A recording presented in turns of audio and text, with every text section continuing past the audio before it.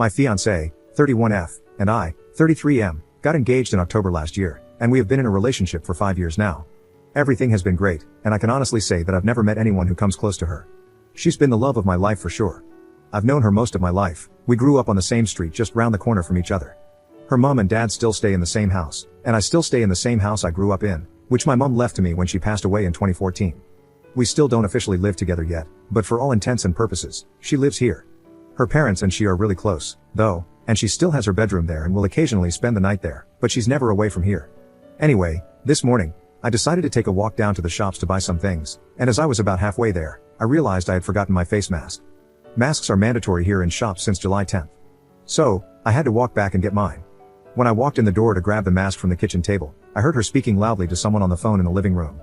She said, "Yeah, but David will always be the love of my life." David is her ex-boyfriend. I don't know a great deal about him, but I know they were in a relationship for 2 years, and it ended a year before we started dating. He also dumped her. I just grabbed my mask and walked back out. Just as I got to the shops, I felt weird, and I had to sit down as my mind was going in 1,000 different directions. I eventually got back home, and I immediately told her I felt sick and sent her back to her parents' house, as I didn't want her around while I was ill. I'm lying in my bed now, wondering what to do, to be honest. I know she didn't do anything wrong. It's not like she cheated on me or intentionally went out of her way to hurt me, but what's heard can't be unheard. She basically said that the person she's agreed to marry doesn't match up to an ex she hasn't been with for 6 years. The fact she said he will always be the love of her life also means that it's a void game. Her heart's already been taken, and there's nothing I could ever do to change that. Also, what would happen if he did come back into her life? You can't turn down the love of your life when they come calling, and I'd be dumped quicker than yesterday's leftovers. So what do I do? Tell her I was eavesdropping on her and heard her say that? Just end the relationship for a completely vague reason? Swallow my pride and pretend I didn't hear it? Everything has been wonderful, but there's no way on this earth I want to be someone's second choice, especially when her ex is the one on her mind that she obviously would be with if she could. I'm thinking about just saying it's not working between us. Update 1. I was going to update sooner, but I've spent the last 3.5 days drinking my feelings away, so my apologies. But I'll warn you, this is not a good update. Right, so after posting and receiving some advice on Reddit, on Thursday, I was thinking of telling her to come over at night so we could talk, but I settled on Friday morning instead as I wanted to get my head in a clearer state. She still thought I was ill, so I needed a bit of time to think through what I was going to say. So she comes around on Friday morning, about 8 a.m., with rolls and tuna mayo crunch her mom had made for me along with grapes, sweets, and juice and stuff. I think she could see right away that something was wrong as I must have looked stony-faced, and you could cut the atmosphere with a knife. Anyways, I said to her that I wasn't really sick, and that yesterday as I was going to the shops, I forgot my mask, had to come back to retrieve it, and when I got in to get it, I heard her talking in the other room about David. Her face went completely pale, and she started welling up, so I instinctively stopped talking and just stared at her. She then runs into the toilet, locks the door, and starts hysterically crying, and alarm bells are going off all over the place in my head. Her reaction made me think she didn't know what I heard, so she must have said some other stuff about him as well. I knocked on the door and told her that if she had any aspirations of saving this relationship, she had better tell me everything right now. 30 minutes or so went by, and she finally came out, dabbing her face with a tissue, and told me David got back in touch with her 4 or 5 months ago, and she had been sleeping with him once or twice a week since. I mentioned in my previous post that she will occasionally go and stay with her parents, usually about once a week, sometimes twice, sometimes none. The thing is, I've popped around myself dozens of times over the years to speak to her mom or dad, watch TV, or anything at all really without informing her, and she's always been there, so it's just become routine, and I've never thought any more of it. This has obviously been the times that she's gone to meet David.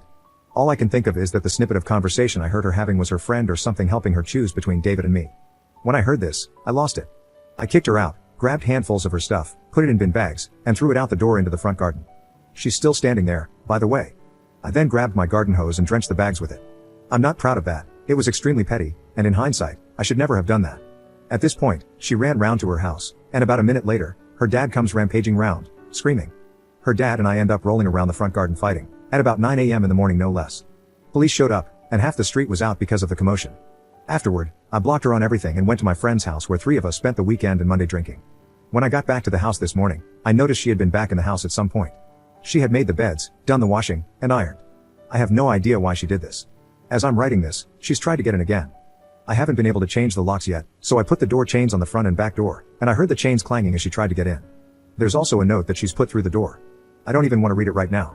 I'm too hurt, hungry, and hungover to even think about what she has to say. Update 2. Since everything that has happened, things have taken a turn for the worse. As many of you mentioned I should do, I sent an email to her father, explaining my side of the story and apologizing for taking things public and embarrassing his daughter, but as I said previously, I acted instinctively.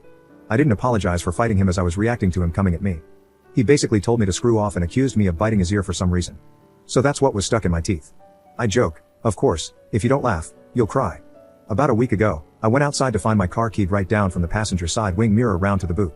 Last Sunday, I was walking down the road to meet a friend at the Arches, a place where we occasionally hang out and walk from an arched bridge, and as I was turning the corner, a friend of a friend called me a disgrace.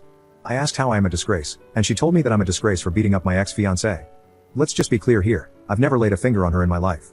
Either her father, or someone else is perpetuating this lie, and me throwing her stuff out and hosing it has obviously given this an authenticity. I haven't spoken to my ex, and she hasn't tried to contact me anymore. I think they're all on the same page now, that I'm the bad guy. I've got the ball rolling in putting my house up for sale. I can't live here anymore.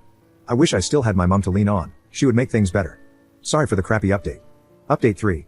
Hey, wow, so it's been a year since I last posted. Firstly, I want to thank everyone who has reached out.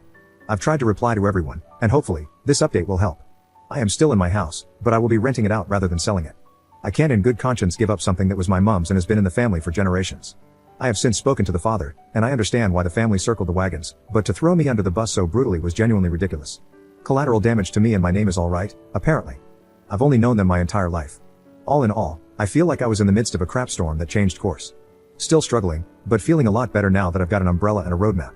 I would also like to note that I posted on social media giving my side of the story. Whether or not that was right or not is up for debate, I guess, but it was after I'd let those close to me discreetly spread it first, so I felt the time was right. Her side is still singing off the same hymn sheet, but I'm hoping neutrals will see things from my side. My close pals have been incredible throughout all this, but that's why they're close pals, I guess. Anyways, cheers. Edit. Well, it's been over a year again, and I have since moved out of my house and am now renting it to a nice older couple, so I thought I would update. I'm doing great, and I've even got myself a girlfriend. Wish me luck. What I've learned. Life came at me fast, but I stood strong, and for the first time in a long time, I'm looking forward to the future. We only get one life, right? Screw spending it with someone who would treat me like trash.